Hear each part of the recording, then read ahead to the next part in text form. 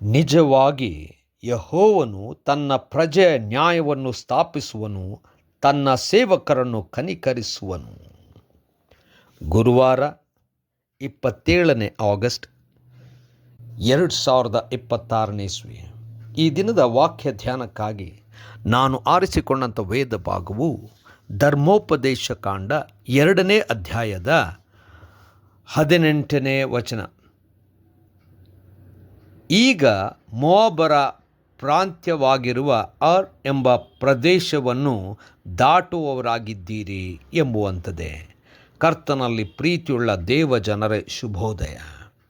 ದೇವರು ಸರಿಯಾದಂಥ ಸಮಯಕ್ಕೆ ನಮ್ಮನ್ನು ಮತ್ತೊಂದು ಸ್ಥಳಕ್ಕೆ ಒಯ್ಯುತ್ತಾನೆ. ದೇವರ ನಾಮಕ್ಕೆ ಸ್ತೋತ್ರವಾಗಲಿ. ಕರ್ತನಲ್ಲಿ ಪ್ರಿಯರೇ, ಈ ವಾಕ್ಯ ಧ್ಯಾನ ಮಾಡೋಣ. ಈ ದಿನದ ವಾಕ್ಯ ಧ್ಯಾನದ ಶೀರ್ಷಿಕೆ ಸರಿಯಾದ ಸಮಯ.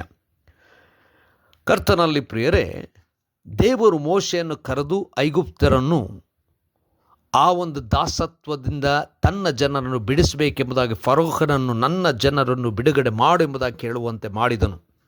ಅದೇ ರೀತಿಯಲ್ಲಿ ಐಗುಪ್ತ ದೇಶದ ದಾಸತ್ವದಿಂದ ಇಸ್ರಾಯೇಲ್ಯರನ್ನು ಬಿಡಿಸಿ ವಾಗ್ದಾನದ ದೇಶಕ್ಕೆ ನಡೆಸಿದನು.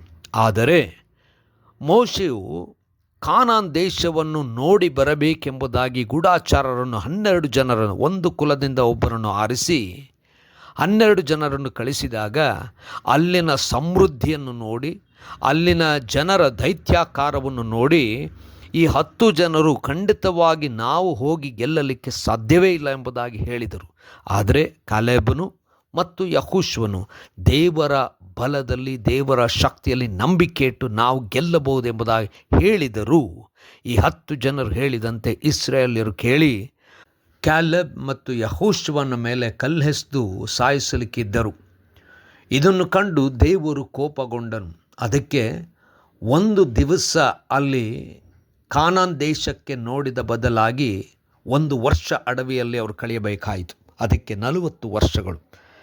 ಮತ್ತು ಯಾರ್ಯಾರು ದೇವರ ಶಕ್ತಿಯಲ್ಲಿ ನಂಬಿಕೆ ಭರವಸೆ ಇಡಲಿಲ್ಲವೋ ಅವರು ಯಾರೂ ಕಾನಾನ್ ದೇಶಕ್ಕೆ ಸೇರುವುದಿಲ್ಲ ಎಂಬುದಾಗಿ ದೇವರು ಹೇಳಿದನು. ಹಾಗೆಯೇ 38 ವರ್ಷಗಳ ಕಾಲ ಅಡವಿಯಲ್ಲಿದ್ದ ಮೇಲೆ ನಂಬದೇ ಇರತಕ್ಕಂಥ ಎಲ್ಲರೂ ನಾಶವಾಗಿದ್ದರು. ಈಗ ಇದು ಸಮಯ, ನೀವು ವಾಗ್ದಾನದ ದೇಶಕ್ಕೆ ಹೋಗಲಿಕ್ಕೆಂಬುದಾಗಿ ದೇವರು ಹೇಳಿದನು. ಕರ್ತನಲ್ಲಿ ಪ್ರಿಯರೇ, ನಮ್ಮ ಜೀವನದ ಅನೇಕ ಸಂದರ್ಭಗಳಲ್ಲಿ ಒಂದು ಹಂತದಿಂದ ಮತ್ತೊಂದು ಹಂತಕ್ಕೆ ನಾವು ಹೋಗಬೇಕಾದರೆ ಯಾವುದೇ ವಿಚಾರದಲ್ಲಿರಬಹುದು, ದೇವರ ಸಮಯಕ್ಕೆ ನಾವು ಕಾಯಬೇಕು. ಅದು 1 ದಿವಸ ಆಗಿರಬಹುದು ಅಥವಾ 38 ವರ್ಷಗಳಾಗಿರಬಹುದು. ಕಾಯುವುದೇ ಆದರೆ ತಕ್ಕ ಸಮಯದಲ್ಲಿ ದೇವರು ಮತ್ತೊಂದು ಸ್ಥಾನಕ್ಕೆ ನಮ್ಮನ್ನು ಕರೆದೊಯ್ಯುತ್ತಾನೆ. ಸ್ಥಳವಾಗಬಹುದು, ಸ್ಥಾನವಾಗಬಹುದು, ಸಂಬಂಧವಾಗಬಹುದು, ಎಲ್ಲ ವಿಚಾರಗಳಲ್ಲಿಯೂ ತಕ್ಕ ಸಮಯದಲ್ಲಿ ದೇವರು ಕಳಿಸಿದಾಗ ಅಲ್ಲಿ ನಾವು ಸಂತೋಷವಾಗಿ ಆಶೀರ್ವಾದದಿಂದ ಸಮೃದ್ಧಿಯಲ್ಲಿ ಜೀವಿಸಲಿಕ್ಕೆ ಸಾಧ್ಯ. ಖಂಡಿತವಾಗಿ ಅದು ದೇವರ ಸಮಯ, ಅದು ಒಳ್ಳೆಯ ಸಮಯ. ಕರ್ತನೇ, ದಯಮಯ ಸ್ವಾಮಿ, ನಿನ್ನನ್ನು ನಂಬಿ ನೀನು ನಮಗೆ ಕೊಡುವಂಥ ಸಮಯಕ್ಕೆ ಕಾಯುವಂತೆ ನಮ್ಮನ್ನು ಬಲಪಡಿಸು. ಯೇಸುವಿನ ನಾಮದಲ್ಲಿ ಪ್ರಾರ್ಥನೆ ಬೇಡಿದೆವು ತಂದೆಯೇ, ಆಮೆನ್.